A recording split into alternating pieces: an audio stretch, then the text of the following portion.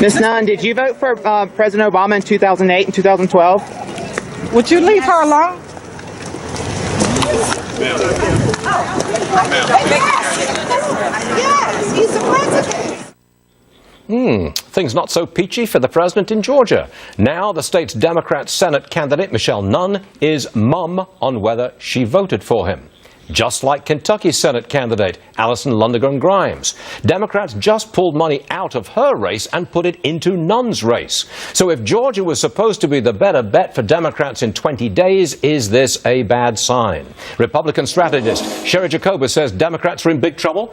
Democrat strategist Mark Hanna is not worried. You're not worried, Mark, when a Democrat candidate for the Senate, two of them, both refuse to say whether or not they voted for President Obama when they clearly voted for President Obama. I'm not worried for Michelle Nunn because she's pulling ahead of her Republican rival right now. And look, absolutely, President Obama's approval ratings are in the tank in Georgia and Kentucky. A good tactic for a candidate to deny that they voted for the president, a leader of their own party? A good tactic is to debate the issues, public policy issues, and not say, ooh, play gotcha politics. Did you shake hands with the president? Did you vote for the president? Have you ever said anything nice about President Obama? Sherry. Did you listen to what he calls it, gotcha politics? If you admit that if you're a Democrat running for the Senate and you voted for the Democrat president, the fact that you call it gotcha politics shows that this is a very big deal for Democrats. The latest poll from the Washington Post ABC ended 4 days ago, and it has the president at a whopping 57% disapproval. When you're at almost 60%, that is horrendous, and that was even before the Ebola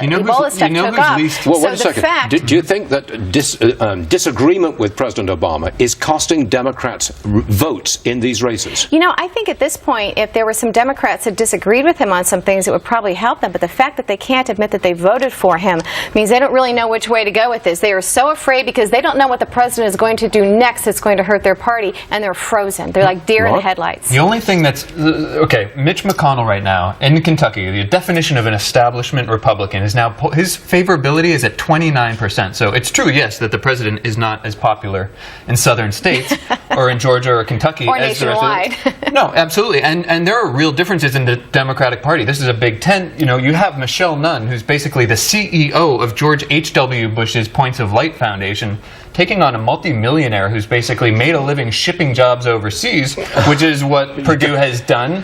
And he sent jobs to Hong Kong and stripped jobs out of Georgia. And he's running for Senate in Georgia. This is why Michelle Nunn is polling ahead of Nunn. I want to give you another example of Democrats in these races running away from President Obama. This is from the Udall-Gardner debate a week ago in Colorado. Roll tape.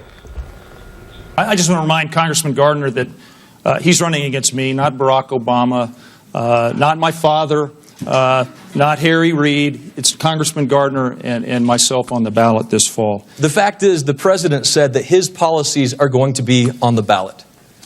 The president said that. When you vote as many times as you have with the president, 99% of the time, you are tied hook, line, and sinker to the president who admitted that the two of you are together on the ballot.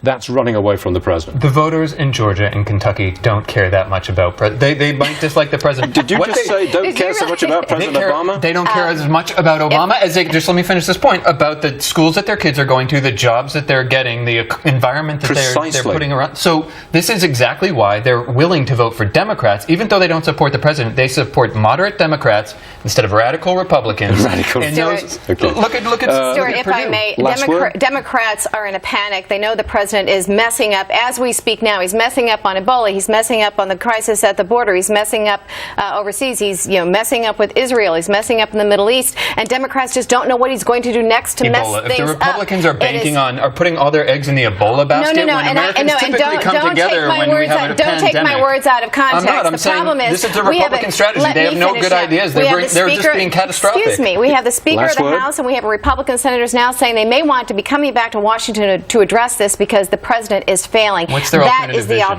The October surprise. What is their alternative vision? Protecting Americans. Okay, because that was the last shutting off some flights. Yes. Mark, Sherry, thank you very much indeed, both of you. We appreciate it.